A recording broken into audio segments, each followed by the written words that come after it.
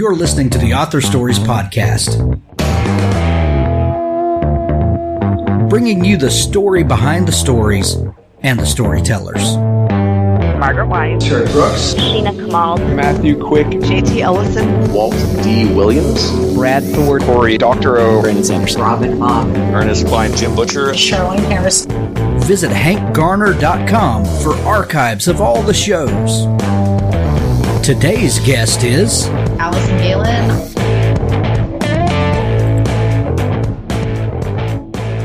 Thanks for tuning into Author Stories. We've got a great show lined up for you today. Be sure to go to hankgarner.com and subscribe to the show. No matter how you listen, Apple Podcasts, Google Play, Stitcher Radio, Pandora, Spotify, or YouTube, you can subscribe to the show and never miss an episode. I'd like to thank some sponsors today. Scribophile is a respectful online writing workshop and writers community. Writers of all skill levels join to improve each other's work with thoughtful critiques and by sharing their writing experiences.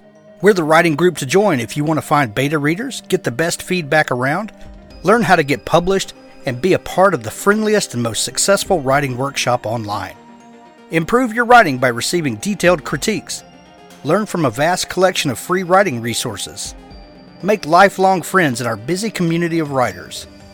Writing is a solitary art, but that doesn't mean you have to be lonely. Lucky for you, there are thousands of writers on Scribophile every day, and we're a really friendly bunch. You've never seen a writing group like this one? Join Scribophile today at scribophile.community.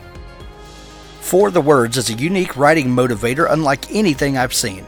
For the Words is an online writing platform which motivates writers of all backgrounds to increase their word count through gamification. Writing can be challenging, especially when you need to consistently produce a high output of words. By injecting a little fun into the routine and using daily rewards to promote a healthy writing habit, For the Words makes it easier to reach that word count. We're a community of bloggers, professional authors, college and high school students, research scientists, gamers, and first-time writers from all over the world. Come for the words, stay for the fun. Go to 4, that's the number 4, thewords.com. Both Sides of the Law, the Casper Halliday NYPD series, Book 1 by Nathan Roden. He shared his father's dream of becoming a detective. A prison sentence was not part of his plan. Casper Halliday's dream began to unravel 2 months before his 16th birthday. His father, Bobby, resigned from the NYPD after 15 years without an explanation. Casper's parents fought. Sirens closed in on their home from every direction. The sound that had always been a source of comfort now brought only humiliation. Bobby Halliday moved out. Casper's dream dissolved into a daily fight for survival. All he wanted now was to finish high school so he could ease his mother's burden. On his 17th birthday, in the throes of depression, Casper made a bad decision.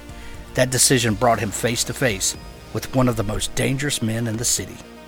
In Casper's world, there is laughter and there are tears.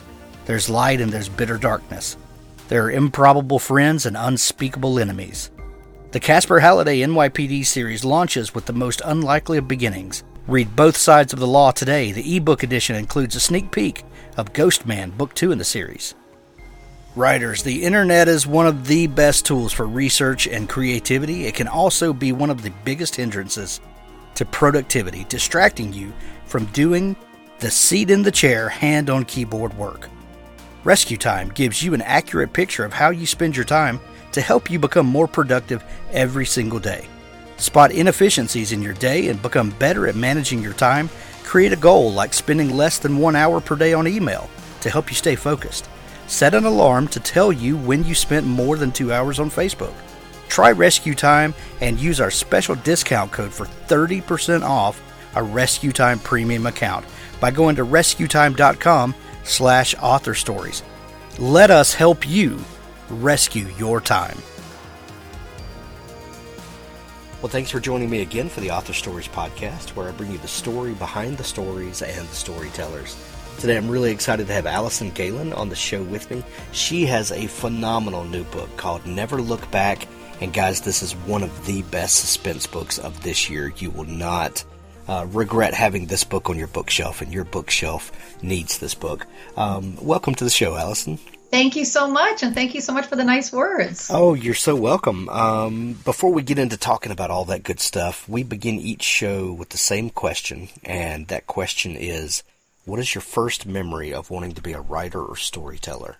Oh, well, that's a great question. I think my first early memories would be when I was a kid, really young kid. I was an only child, so I didn't have a lot of places I could vent if I was, maybe upset about something or, didn't get the toy I wanted or whatever. And so I started just keeping little journals and writing to kind of get my anger out really early on. And then I started just thinking it was fun to write stories when I was little. I decided, I think when I was in fourth grade, I wrote a story about the baseball that Hank Aaron hit to beat Babe Ruth's record, and I wrote it from the baseball's point of view. And I love that. And I just liked the reaction I got from people, whether it was my parents or my friends or my teachers, when they would read these stories. So it was really pretty early on that I thought, boy, here's one thing that I really enjoy.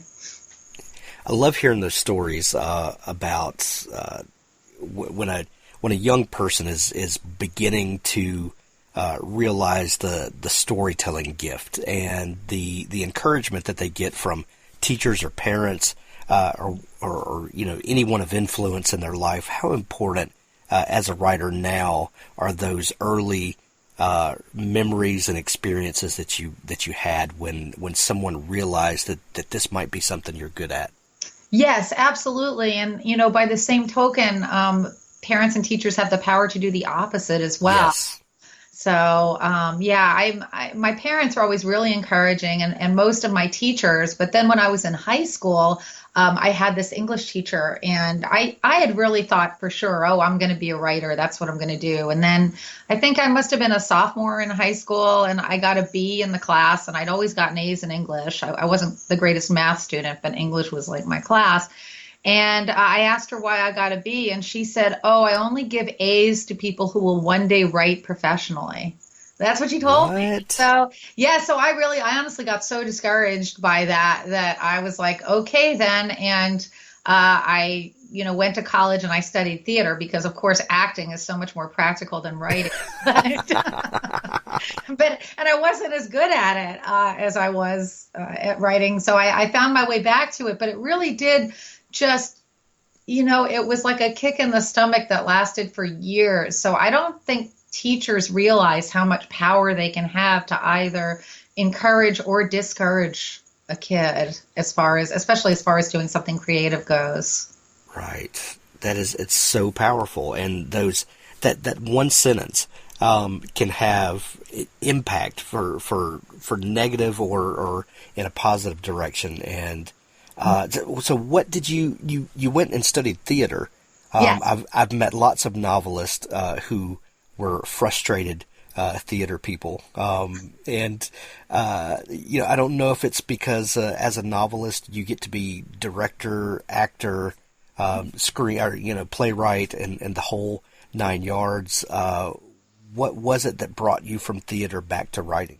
Well, that's really true. I often feel like writing is a lot like maybe directing or getting into a character. It's very similar to sort of the process of acting, but it was funny because I went to Northwestern. I studied theater there, and my acting teacher was always complimenting my writing journals and my acting journals, because we had to keep journals for class about the different characters, and telling me what a good writer I was. So as an actor, I was a really good writer.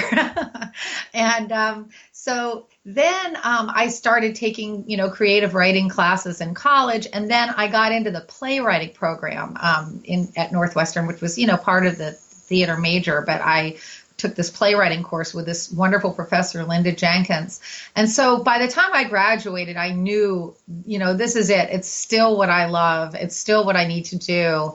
I still need to write. So I think that's, what it was. I always enjoyed acting, but I don't think I ever had a real passion for it, whereas writing has always been a passion.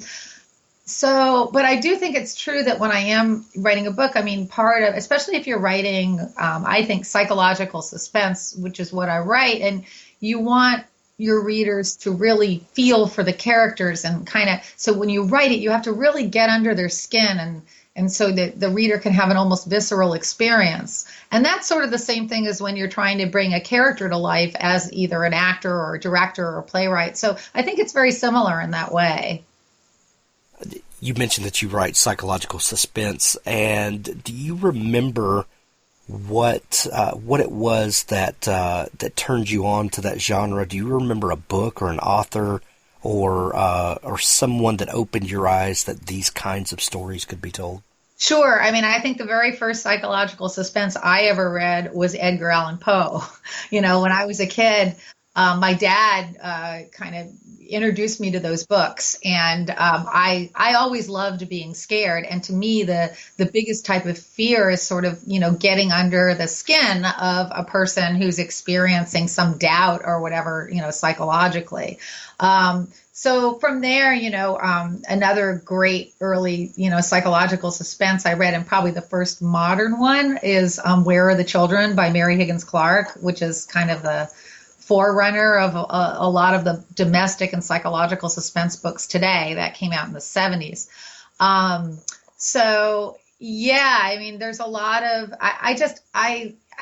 Patricia Highsmith is another one, early one that I love. Strangers on the Ripley books are great, but Strangers on the Train is one of my favorite books. Just the ability to get under the skin of this very complicated relationship between these men was so wonderful, I thought. So, yeah, I think it's always been the type of crime fiction that I've gravitated towards. Sometimes I think that genre distinctions can be very confusing for a lot of people, and especially people that are not in, quote unquote, the book industry, and you start breaking down genres, and it can be very, it can muddy the waters pretty quickly. What is it to you that separates psychological suspense from what we might think of as a garden variety mystery or a typical crime novel? There seems to be these little things that draw these distinctions, and how would you help someone navigate those waters? Yeah, it's funny. I mean, I think it's mainly like the way these genres come into play the most are for the booksellers, so they can figure out what shelf things on. Yeah, or Amazon for what page to put everybody it on. else will just put them all in the mystery section. Right. But it's interesting. I mean, when I was really happy to sort of discover the genre of psychological suspense, or and I think it became talked about a lot more when books like Gone Girl came out, because when I first had my first book published, it was 2005, and then if you were a woman writer, it seemed like they either wanted to pigeonhole you into writing into cozies, which is I guess you would say a bit of a lighter-hearted type of crime fiction with some humor in it, character-driven. There is the murder isn't taken quite as seriously and usually happens kind of off camera. Right. Or back then, romantic suspense was really big, and so that's sort of what I got pegged as writing, even though I don't write it. And I think the readers were, didn't love my books because I really didn't have a lot of sex in them. And there was no crazy ex-girlfriend. Yeah, right. Or boyfriend, for that matter. Right, and there's no like giant love story at the core, which the best romantic suspense is. You're as focused on the romantic aspect of it as you are of the usually woman in jeopardy and the crime. So I guess if you're navigating all of the the modern the new genres, psychological suspense, domestic suspense, they say psychological thriller, what's it called, a traditional mystery, etc. I think they say that traditional mysteries are more kind of trying to figure out the puzzle of the plot, and usually there's a procedural element to them with either a detective or a private eye or something like that. Then psychological suspense, a lot of times they tend, I don't want to generalize too much, but they tend to be female-driven books. They tend to have the danger take place. I heard this description, which really helped. The danger comes from within the home rather than outside the home. So if you're dealing with, a mystery where, like, there's a serial killer after you and he's out there, or there's, some horrible thing, don't go outside your house, or, that's one thing. In a psychological or domestic suspense, the danger's within the home. So your child isn't who you think they are, or they may be in danger, or your husband isn't who you think he is. He has secrets that's going to put your whole family into danger. Stuff like that. I think that might be the best way to differentiate it from other types of genres. Does that make sense? Yeah, absolutely. Okay. You first published in 2005. What was the idea for that book that led you to writing the book, and did you know that this was going to be the story that helped you start your publishing career? Well, no, actually, the first book I published was called Hide Your Eyes, and it started out as a short story. And, I was working in magazines in New York, and I was taking a fiction writing workshop. So I wrote this short story. There was a story in the news that really captivated me, and it went on to become called the Baby Hope case. And there was a little child's body that was discovered in an ice chest in the Hudson River. And somebody claimed to have seen a couple putting the ice chest in the river. And the police who were involved in the case got very emotionally involved with it because, obviously there's this little girl, I think she was like 3 or 4 years old, and they really were very emotionally invested in trying to solve this case. And it was a big kind of story in the New York newspapers at the time, back in the 90s. So that interested me. So I thought to myself, what if there was a person who what about that person who saw that couple dropping the ice chest into the river, and what if they saw them? So that was sort of the basis of this short story I wrote. And I was in a workshop with this wonderful writer and teacher named Abigail Thomas. She went on to become a pretty well-known memoirist who wrote A Three-Dog Life and other books. And she told me, oh, you should turn this into a mystery novel. And I was like, well, how do I do that? Because, I like to read all types of books, but I never really had thought of writing one. I just thought I liked to write short stories and things. So I just started making this short story longer and longer and longer and longer until I had, the right amount of pages to make it into a novel. And I submitted it to my husband's cousin, worked for an agent. And so I gave it to her, and the agent allowed her to send it around. I got some really, really wonderful rejection letters. So then I realized after maybe the third or fourth or fifth or sixth rejection letter that said they really liked the characters and, the dialogue, but the plot really wasn't compelling, that I needed to go read a lot of mysteries. And I need to go back to page 1 and completely rewrite this book. So that's what I did. I read easily sort of like 100 mysteries within a year, everything from, Crime and Punishment to Faye Kellerman books to Patricia Cornwell, everything I could find, modern stuff, classic stuff. And I started to realize the importance of creating a good structure and a good plot. So then I went back to page 1 and I did a complete rewrite of the book. And it took me I think the first draft of the book had taken me 5 years. This took me another 5 years. I mean, I was obviously doing other stuff at the time. I wasn't just sitting there writing a book, but that would be really crazy making. But it took me 5 years, and I rewrote it. And then I found an agent of my own who wasn't related to anybody in my family, and Deborah Schneider, who's my agent today. And she liked it and sent it out, and I got a contract with NAL, which is no longer really around, but it was a division of Penguin. And it became a book called Hide Your Eyes, and it was about a box office worker in an off Broadway theater who sees these people dropping an ice chest in the river. And she's surrounded by all these kind of crazy wannabe actors. And so there's a lot of sort of humor in it, but the crime itself is really horrifying, and it connects with a serial killer thing. It was, I didn't know what I was doing, but it wound up getting published and, weirdly enough, nominated for an Edgar. So that was my first book. I write different books now. I have a lot of affection for that book because it was my first, but it was sort of a case of, wow, that was an interesting idea. Oh, and then they said, oh, is this a series? Because back then, series books were really huge. And I'm like, of course it's a series. So it's like, how many books can you write about an off Broadway box office worker and, like spots crimes happening? So I wrote one more. Then I started writing some standalones, and then I moved over to HarperCollins, where I did a series about an actual private eye. So that was a little easier. I did like 3 books of that, then went back to standalones again. Nice. Well, speaking of Edgar Awards, you won the Edgar just a few months ago, didn't you, for If I Die Tonight? Yes, I did. It was Congratulations. Thank you. It was a big surprise. It was my 4th nomination, and I'd gotten really good at smiling and being clapping graciously, and that was sort of what I figured I'd be doing again.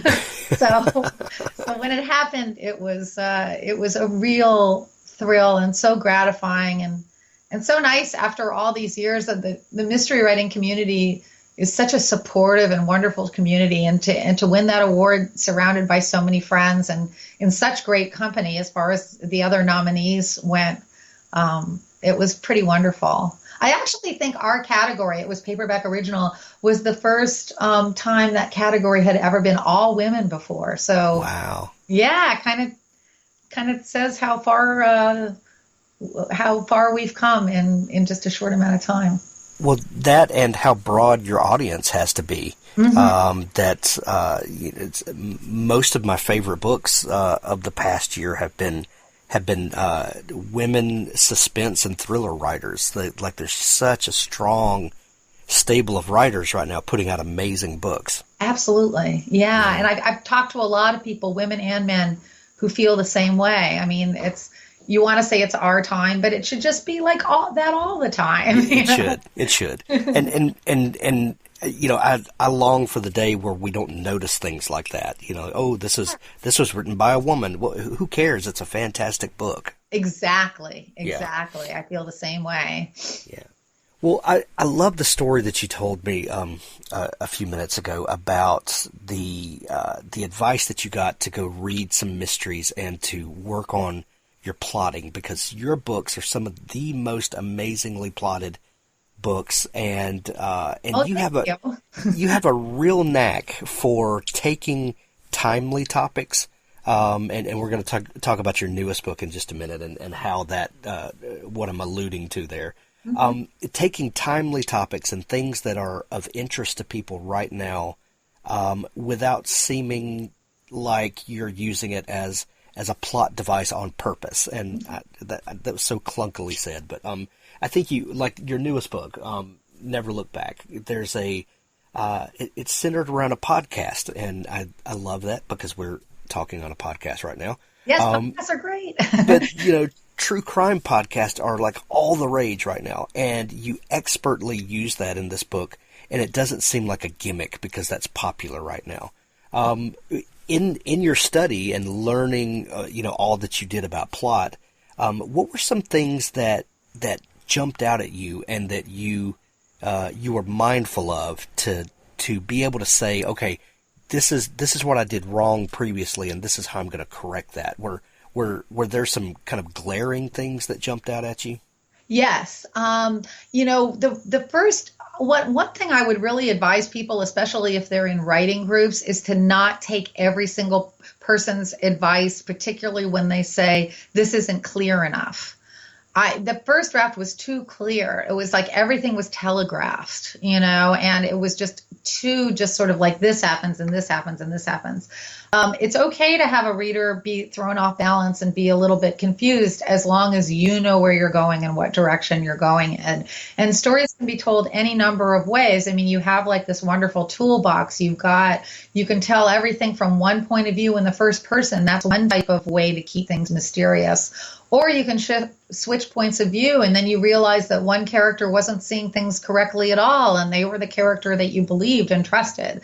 So you've got all these things at your disposal. And also one of the main things I learned too is to be able to read my own books the way I read these other mysteries. So in other words, to just sort of, finish my first draft, put it aside for a week or two, and then go back over it with a fresh eye and be merciless. Like you are telling a story, and no matter how beautiful a passage is or how much you may love a little certain ancillary character, if they're not feeding into your story and they're not helping you tell that story, then they've got to go. You got to kill those darlings. You've got to just be merciless in your rewrite, or else a lot of things aren't going to work. The pacing isn't going to work. The story that you're trying to tell is not going to be told in the most effective way. So, I think not just the mysteries themselves, but the act of reading all those mysteries helped me to be more objective about my own work and less sort of married to it. So I think that that was invaluable. You said that it's okay to have readers confused and thrown off balance, and especially if they want to keep turning pages. Yes. You can pull readers along down all sorts of rabbit trails as long as they keep wanting to know what happens. How do you mix reader engagement with playing tricks on us? Well, that's the most important thing, is developing characters that people are compelled by. And I don't necessarily mean likable characters. I don't really even know what that means, because you're going to like or not like a character just like you're going to not or like a person. But they have to be real and compelling and believable and interesting. And to me, the only character that I find unlikable is somebody who's flawless. Like, I hate that character.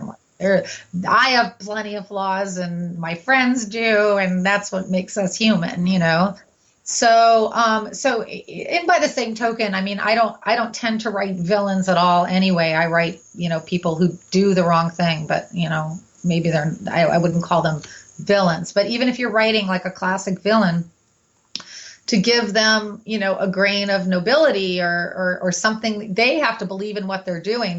Most villains don't run around going, I'm a bad guy, I'm evil. They think they're doing the right thing. They're the hero. Everybody's the hero of their own story.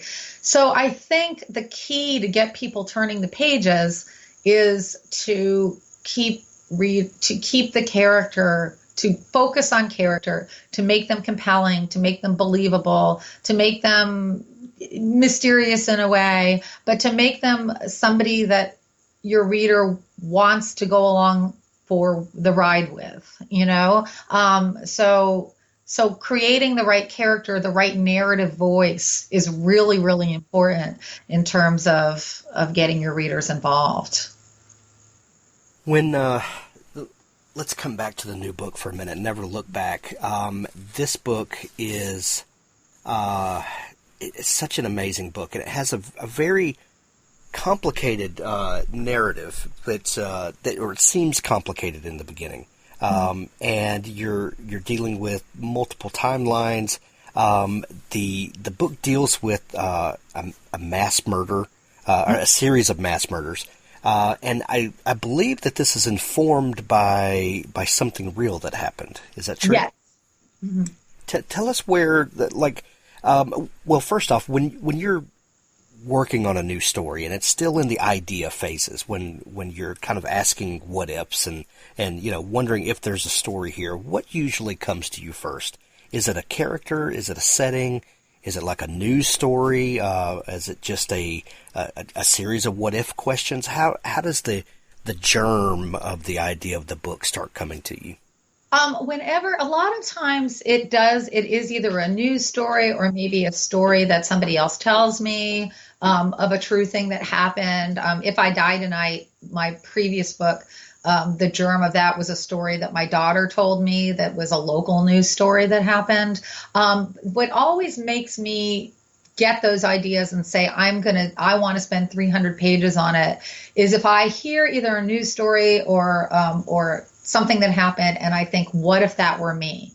Or what if that were me in that situation? And when I start thinking that, I feel like that's when I know I'm on to something. So the murder spree that takes place in Never Look Back it's a different murder spree, but it's based on the Charles Starkweather murders of the 1950s. And that's always fascinated me. There's a movie, Badlands, by Terrence Malick, that's based on those murders, and that's one of my favorite movies.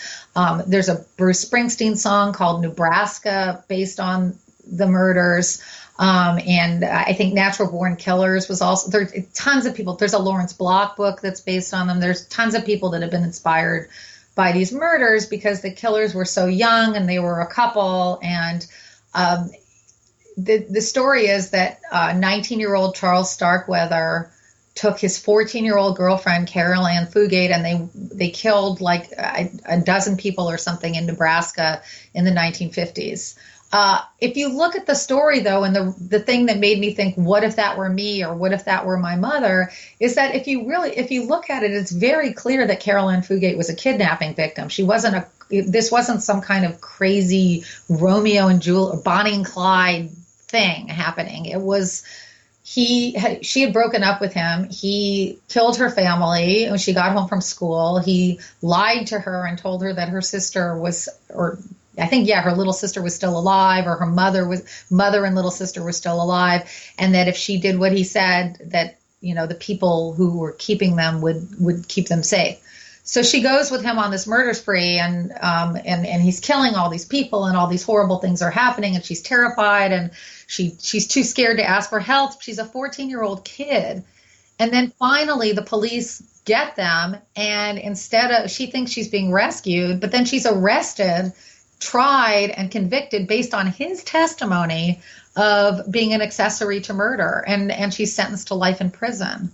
So she was let out eventually on good behavior, and I think anybody, if this case happened today, people would say, oh, this is a kidnapping victim, but I really wanted to write it from that perspective because all these things that I actually love, I love that Springsteen song, I love Badlands, Lawrence Block is an amazing writer. All of it came from the point of view, which was the general feeling at the time, which was that, this was a couple, this was a murderous couple. So I decided to kind of take that. Now, when I was writing it, I wrote this series of letters from the young girl to her future daughter, which starts out as a school assignment. And then when her boyfriend takes her on this thing, it just becomes kind of a journal. She is not, as I wrote it, I realized I couldn't make her as much of a victim as I perceive Carol Ann Fugate to have been, because I think that would just be too depressing. So she's a little bit more of a survivor, and she's a little bit more changed by the crimes that she's taken on, and she becomes tougher and discovers dark parts of her own psyche that kind of enables her to survive. So that's where it differs from it. And also it takes place in the 70s rather than the 50s, so I could have it go to current day. But that was what originally inspired me. Well, and the current day story, we've got a podcaster, like we talked about. How did you decide to tell the present day story of how did you've got the historical situation that you want to play off of and kind of turn on its head a little bit. How do we bring that into the present? Well, so I wanted to create this character whose life was destroyed by the murders, and that is the podcaster whose name is Quentin Garrison. And he's a young man. He wasn't even born in 1976 when the murders occurred, but his mother's younger sister, 4-year-old sister, was one of the people killed by this couple. They were presumed to have died in a fire, so he decides that he's going to make a podcast called Closure. It's really more the suggestion of his best friend and his husband that he do this podcast. And where he interviews people that were involved, victims of this crime, one of whom was his grandfather, who he's been estranged from. But in the course of this, he's contacted by a source who says that April Cooper, the young girl, is actually still alive. She's a mother. She lives in New York State, and she has a daughter who's grown up and is a columnist out in New York. So he contacts her, and it sets in course this just horrible turn of events. But I decided to make him a podcaster rather than a straight up journalist, because I didn't want somebody who was just objective about a crime. I wanted somebody creating a personal type of thing. And I'm a huge true crime podcast fan. And the thing that I love about them so much is they feel to me like stories told around a campfire more than, just reading an article. I feel like all the hosts of these podcasts have an emotional stake in the true crime story, which makes it that much more fascinating. Whether it's, there's a Happy Face Killer podcast where the woman who is the host of it she's discovered that her father was Jesperson, who was the happy face murderer, serial killer. So that's very personal, right? But then there's also, if you look at Serial, Sarah Koenig went into that with a very specific goal, which was to prove this guy innocent of a crime he was in prison for. She wasn't trying to be an objective journalist. She was setting about to do something. Or if you look at a podcast like S-Town, which is probably my favorite, the host, Brian Reed, starts out very objective, but gets so emotionally involved with the main character that it's just very moving, So I like that. I like the podcast host as the, subjective, unreliable narrator. So, no offense to podcast hosts. You know what I mean? Like, I love it, and I just love the form. It's more like documentary making than the NBC Nightly News or the host has an agenda. We all have seen documentaries and they all have an agenda. Not that that's good or bad, but it's just the way it is. You're telling a story from a perspective, and I think that's the difference. And is that we're definitely getting someone's personal perspective. Yeah, I think podcast hosts are maybe like journalists meet novelists in a way. Yeah, I like that. Yeah. When you first started working on that aspect of it, we know that when a book comes to market, it's been in the works for probably 2 years at that point. Did you realize that it was going to be as popular as true crime podcasts are right now? No, I didn't. I think it was like I started writing it, right around. Yeah, I think, Serial had already happened, so I thought, oh, that's great. And then I think, maybe a couple of them, but I didn't know whether the popularity of them was going to continue or anything at all. So yeah, and it's interesting because there were a few other crime fiction books that have come out that involve podcasts since then. And it's like, I wasn't trying to hop on a trend. I honestly think all of us had the same idea at the same time, which happens all the time. It does. Yeah. Do you ever weigh the risks of using something that might be, kind of a pop culture thing at the moment? What are the, what's the decision making when you're weighing, do I do this or not? Will, 2 years down the road when this comes to market, will that be a thing? And, is that, if it's not, will that sink a book? Does that ever come into play in your planning? It doesn't. Maybe it should more, but it doesn't. No, I like that it doesn't. Because my previous book, If I Die Tonight, was like, there was so much social media in it and, and everything, and I was talking about teenagers and social media, and teenagers, change from year to year. The teenagers of 2016 are very different from the teenagers now, and the use of social media is really different. I think it's impossible to write a book, particularly a timely crime fiction book, without it feeling dated at some point. So my feeling is just go for it. I'm writing about the time that I'm in when I'm writing it. I'm chronicling this moment in time, and so at some point my books are going to feel historical to people, and that's fine to me. I've taken writing classes in the past, and they're like, oh, don't include songs of the times or whatever, because that dates your book. Well, guess what? The very way you phrase something, or the way you look at the world, or the relationship between men and women in your book, or the freedom that a kid might have in your book, is going to date your book anyway. So I say go for it. Show your time period for all you can. I mean, we're chroniclers of our time as well as storytellers. That's right. Your books have so many twists and turns, and you keep us guessing and turning pages the whole time. How much planning, or what does the planning portion of your book writing look like? Well, basically what I do, I used to, my very first books, which are a lot less complicated than my books now, I did try to do a detailed outline, but I always end up going off the outline. So I'm not an outliner. I'm not exactly what they call a pantser either, because I sort of know where I want everything to come out. But it's sort of the getting there that I kind of liken it to feeling my way around a dark room and finding the light switch. So I write a lot of scenes that don't work, and then I go back and I rewrite them. I outline a little bit, but just maybe 3 chapters ahead of where I am, just so I have like some kind of roadmap for where I'm going. And then I eventually know where I want to end up. When I'm writing books like Never Look Back, or If I Die Tonight, or also What Remains of Me, which is my previous book, those are all sort of multiple narrator books. What Remains of Me and this book are 2 different time periods. I do timelines for each character. So that way I can sort of get straight when this character was doing this, that character was doing this. Do you know what I'm saying? So it's like I draw little timelines, and I just keep them on a notepad in front of me as I'm writing, so I can just sort of, and I still make mistakes, and copy editors still get irritated with me, but that's kind of how I do it.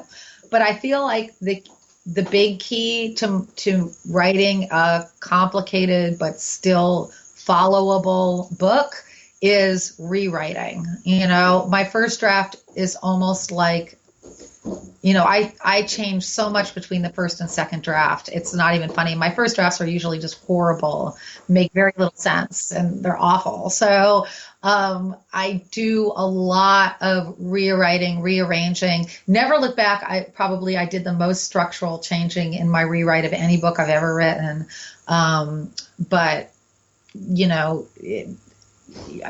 I feel like, don't be afraid to change things. Don't be afraid to stand back, look at it, and just switch scenes around. Well, a first draft might be horrible, but at least it's there, and it's then editable and malleable and can be shaped into the thing that it will ultimately be. Yes, definitely. Well, the new book is called Never Look Back. Alison, this is definitely one of my favorite books of the year.